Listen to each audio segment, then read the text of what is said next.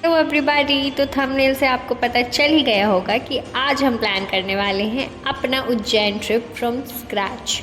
तो we all are college going students and हम सबके पास बहुत सारे बजट कंस्ट्रेंट होते हैं, टाइम कंस्ट्रेंट होता है। तो उसको लेकर हमने बहुत अच्छे से प्लान करके ये उज्जैन ट्रिप प्लान किया है एंड जस्ट अंडर ₹3,500। तो लेट्स गेट स्टार्टेड।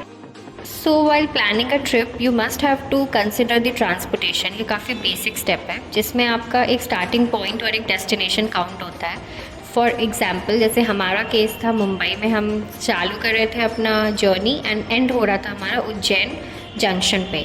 तो हमारा स्लीपर का कॉस्ट तकरीबन पड़ा था आपका 450 और 460 रुपीज़। तो रिटर्निंग का भी मिला के हमें 900 रुपीज़ पड़ा in total.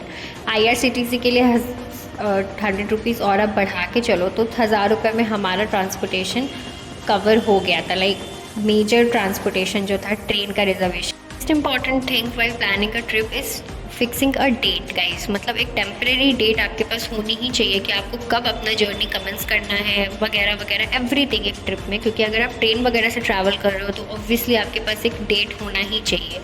Next important part in planning a trip is accommodation. I suggest कि एकोमोडेशन आप पहले से देख के जाओ थोड़ा, मतलब बेसिक आइडिया तो आपको होना ही चाहिए कि कहाँ क्या कैसे क्या रेट्स वहाँ पे चल रहे हैं, ताकि लोग वहाँ पे आपको बेवकूफ़ ना बना दे।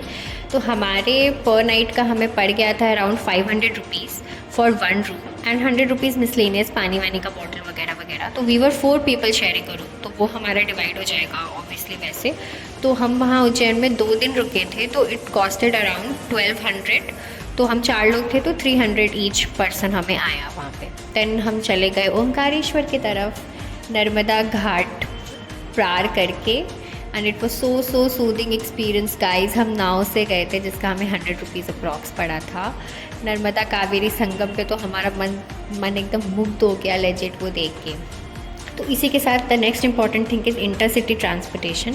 इंटरसिटी ट्रांसपोर्टेशन वो होता है कि आप चलो वहाँ डेस्टिनेशन तक तो आप पहुँच गए, लेकिन वहाँ पे जो आप एक स्थान से दूसरे स्थान जाओगे तो उसका आपको क्या पड़ेगा।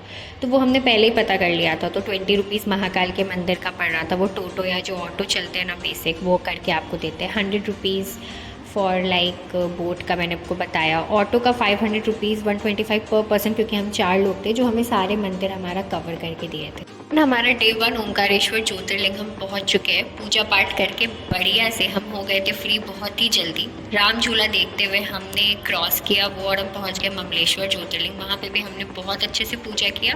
And the next important thing is shopping and personal expenses. Obviously ये काफ़ी सब्जेक्टिव थिंग है कि आप वहाँ से क्या खरीद रहे हो। रिचुअल ऑफरिंग सबकी बहुत डिफरेंट होती है। वैसे उज्जैन में ज़्यादा कुछ शॉपिंग करने को है नहीं, पर ठीक है, हम सब ने थोड़ा बहुत प्रसाद वगैरह लिया अपने अपने घर के लिए। एंड उसी के रेफरेंस में एक और है फूडिंग। आप क्या खा रहे हो ये आप पे डिपेंड करता है। लाइक वहाँ का मेन फूड आप ट्राई कर सकते हो। जैसे हमने दाल वाफला ट्राई किया था जो अगेन उतना कॉस्टली नहीं था। हमने पत्ते वत्ते खेले अच्छे से और हम बेसिक खाना ही खाते थे बिकॉज़ हम सब हॉस्टल वाले ही थे, तो बाहर का उतना हमें पसंद ही नहीं है। हर सिद्धि आरती हमने देखा उसी दिन शाम में। उज्जैन कॉरिडोर देखा बिकॉज हमें सब ने बोला कि एक दिन में तो ये कवर नहीं हो पाएगा पूरा, तो हमसे जितना हो पाया हमने उस दिन किया। एंड या that's it, day 1 ends over here.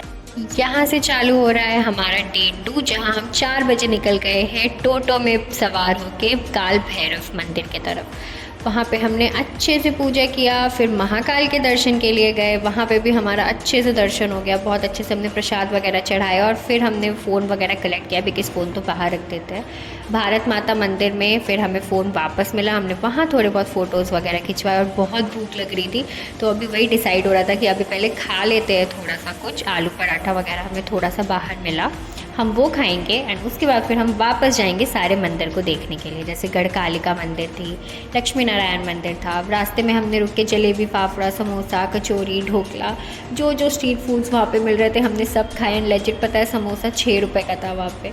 फिर शाम को उसी दिन हमने देखी शिप्रा आरती, बहुत ही सुंदर था, मतलब काफ़ी अच्छा लगा। वो एकदम गूज़बम्स आ रहे थे गाइस। एंड ये हरसिद्धि देवी आरती हम वापस गए देखने के लिए बिकॉज़ यहाँ 1200 दिया लाइट अप होता है डेली हर दिन शाम में। तो हमने वो देखा प्रॉपर्ली। वो लोग इतना ऊपर चढ़ के ऐसे लाइट अप कर रहे थे उसको, मैं तो एकदम डरी गई थी।